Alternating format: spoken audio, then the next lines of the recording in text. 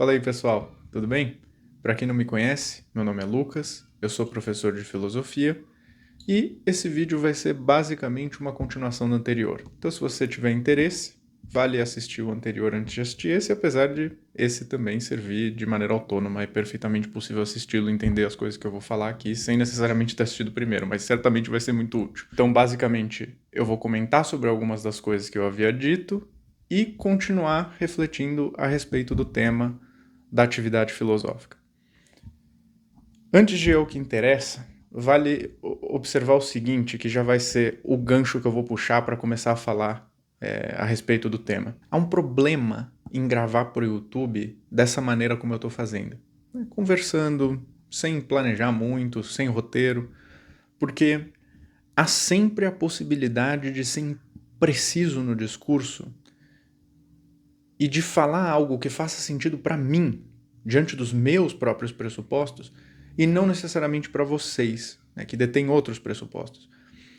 E algo que não tende a acontecer tanto em aula, porque o público é mais específico, e aí é mais fácil de entender até onde e o que eu devo esclarecer, mas nos vídeos é muito difícil. O público é muito amplo, não tem a menor possibilidade de eu conseguir esclarecer tudo o que eu falo aqui, tudo que está implícito, todos os fundamentos, todos os pressupostos que dão razão àquilo que eu estou querendo dizer. Então, em poucas palavras, não tomem as coisas tanto ao pé da letra que eu disser aqui, tá? Pelo amor de Deus. Eu digo isso porque só pela repercussão que o último vídeo que eu gravei já deu para perceber que eu disse algumas palavrinhas e algumas coisas nos vídeos que algumas pessoas me apontaram depois e me disseram em mensagens privadas, que eu falei, caramba, não tinha a menor ideia que eu ia ser compreendido dessa forma. Então, por isso até que eu queria aproveitar essa oportunidade para esclarecer algumas coisas que eu havia dito e aí já retomar e puxar isso como um gancho para continuar falando do tema da atividade filosófica. Em primeiro lugar, é perfeitamente possível viver sem estudar filosofia. Há pessoas muito felizes e bem realizadas que fazem outras coisas da vida. Não é porque eu falei sobre colocar todo o coração e toda a alma em jogo na atividade filosófica que isso deva ser feito por todos, em todo lugar, sem exceção. Pelo amor de Deus. Há muitas outras coisas na vida a serem feitas além de filosofia. Há muitas vocações bonitas, dignas, nobres, que não necessariamente têm a ver com, por exemplo, uma atividade prática mais concreta, sentar na cadeira para ler um livro filosófico, a Metafísica de Aristóteles, que é um exemplo que eu já citei no vídeo anterior.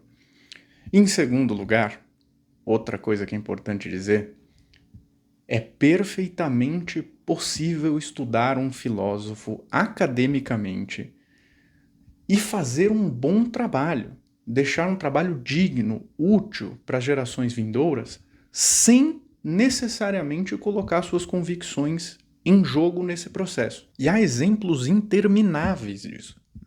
Mas o que eu particularmente penso é que a atividade filosófica mesmo, a filosofia com F maiúsculo, ela exige algo a mais que torna inevitável a tensão entre as ideias, convicções, crenças e etc. Me parece que é preciso aceitar a filosofia como uma missão, como um desafio.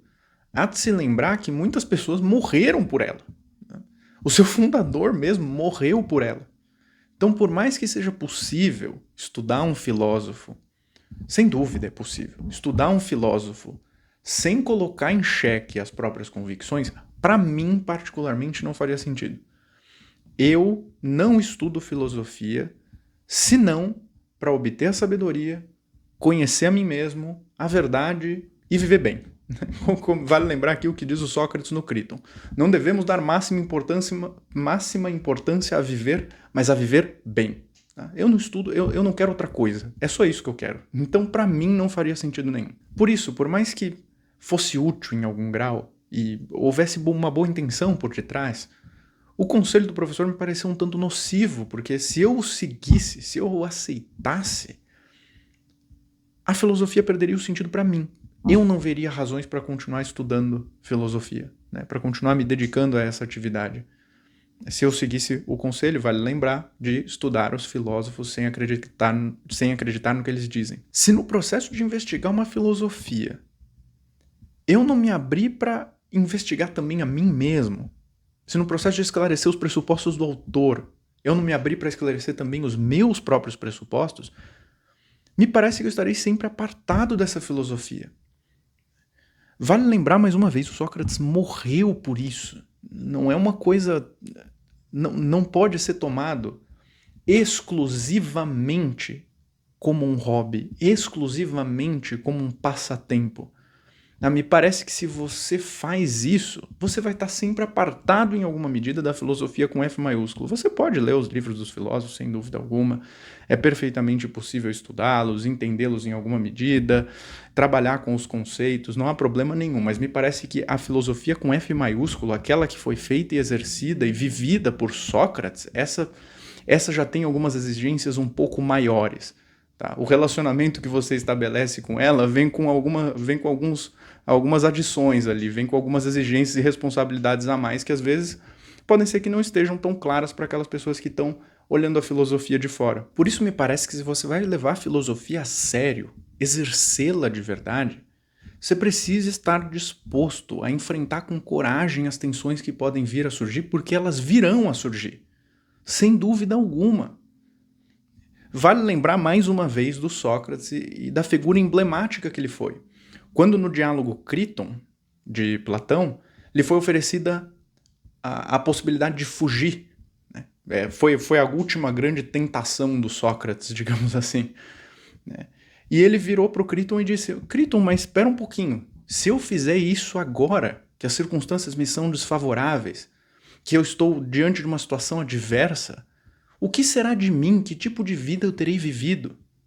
O que será de toda a discussão que eu tive com todas as pessoas ao longo de todos esses anos a respeito da justiça, a respeito do bem e a respeito das virtudes, se agora, simplesmente por não me ser conveniente, eu fugir e deixar tudo de lado, deixar todas as minhas convicções, tudo aquilo em que eu acreditei, tudo aquilo em que eu coloquei o meu coração de lado, jogar fora, porque eu estarei sendo injusto se eu ferir as leis e fugir da cidade.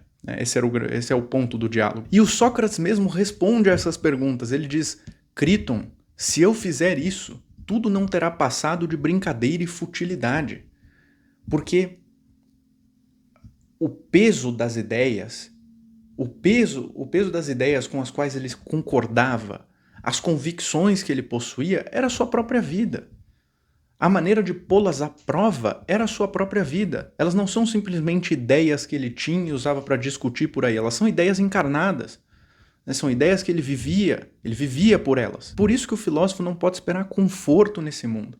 Ele pode passar por situações confortáveis, sem dúvida alguma. Pode não ter grandes adversidades, grandes desafios e obstáculos na vida, mas esperar que o mundo deva algo a ele, que o mundo o abraçará docemente, simplesmente porque ele está buscando viver uma vida justa e honesta em busca da sabedoria? Não, pelo amor de Deus, isso é um absurdo. Aliás, o testemunho universal disso é justamente o contrário. Os filósofos geralmente são figuras desprezadas, cuspidas, chutadas para escanteio, com quem ninguém quer saber nada e até mesmo assassinadas, mortas, perseguidas e tudo mais. E é por conta disso tudo que eu coloquei esse título no vídeo. Quem quer ser filósofo? É uma referência ao Romeu e Julieta de Shakespeare, mais precisamente ao trecho em que o Romeu está conversando com o Frei logo após todo aquele conflito e o Romeu saber que vai ter que sair da cidade, né? E ele está bem desesperado, bem revoltado com a própria situação. E nesse trecho o Frei diz a Romeu: veja bem, Romeu, na adversidade há filosofia que console. E o Romeu responde: filosofia? Quem quer ser filósofo? Filosofia faz uma Julieta, altera a lei da cidade, muda a vontade do príncipe? Não, então basta disso, a mim não serve. E apenas a título de curiosidade, a resposta do Frei e depois a outra resposta de Romeu também são muito interessantes, então vou aproveitar para citar aqui, porque o Frei replica dizendo: pois vejo agora que os loucos são surdos. E Romeu responde: e por que não, se os sábios são cegos? Um diálogo muito interessante, não? Mas tudo isso para dizer o seguinte: o Romeu tá certo. Ele tá certo. Filosofia não faz uma Julieta. Filosofia não altera a lei da cidade, não muda a vontade do príncipe. Ela não serve a estes bens mundanos, ela não serve a nós, somos nós, nessa relação somos nós que devemos servi-la. Ela não serve para obter o prazer da presença da Julieta, ou para alterar uma determinação legal para que você se beneficie com isso, muito menos para obter honra, prazer, dinheiro, poder, entre outras coisas. E se você rebaixa a filosofia a isso, você deixa de ser um filósofo e se torna um sofista. É como diz o Schlegel. Se você trata a filosofia se você usa a filosofia como um instrumento para alguma outra coisa, você é um sofista e não um filósofo. E bom, por fim, vale dizer o seguinte. O que eu sei também? Eu sou novo ainda, talvez as minhas ideias mudem completamente com o passar dos anos. Eu sei que eu não possuo nada muito consistente ainda, mas pelo menos eu tenho algumas noções que me parecem firmes, que me parecem firmes o suficiente para continuar caminhando e tecer alguns juízos, que me servem como ideias eixo, digamos assim, como pontos de orientação e me guiam razoavelmente bem. Então, se as coisas que eu disse aqui forem úteis para você, servirem para alguma coisa, e você achar que elas têm algum valor, ótimo. Mas se não servirem e você achar que eu estou errado, ótimo também, sem problema nenhum. Eu até peço daí que me corrija para que eu também saiba que eu estou errado. Mas é isso, eu tenho muita coisa para aprender, sem dúvida, assim como todo mundo. Acho que essa é uma experiência que talvez seja universal para quem estuda filosofia. A gente sabe que sempre tem muito a aprender, muito a revisar e que há sempre no horizonte a dúvida de que mesmo aquelas ideias mais firmes, mesmo aquelas noções que nos parecem mais certas, ainda podem ser colocadas de alguma forma em dúvida, ainda podem ser tematizadas e colocadas em xeque. E essa é a beleza da filosofia, não? Tem a ver com tudo que eu vinha dizendo até aqui. Você coloca estas convicções em jogo e corre o risco de talvez elas não serem tão firmes assim quanto você pensava, corre o risco de elas serem feridas e faz parte, não? E graças a Deus por isso, não? Porque se filosofia fosse basicamente um manual que você lê e decora, você tem as noções prontas ali, só as aplica, seria muito chato. Tá? Não teria, particularmente, eu acho que não teria graça nenhuma, acho que teria coisa muito melhor para fazer por aí do que ficar decorando tese e citando por aí, né? Acho que qualquer jogo, como eu mencionei no vídeo passado, acho que qualquer jogo de computador, de celular, daria de 10-0 na filosofia, se fosse assim. Bom, eu acho que vou ficando por aqui. Para quem tiver interesse, vale lembrar, eu dou aulas particulares de filosofia antiga, que é aquilo em que eu me especializei. Vou deixar o link, o meu contato, melhor dizendo, na descrição do vídeo. E vou deixar um link também pro meu Substack, que eu acho que é a única rede social que eu tô usando mesmo nos últimos tempos. Assim, eu parei de usar praticamente todas as outras, eu uso muito esporadicamente para coisas muito específicas. Então, se quiser me acompanhar por lá, eu tenho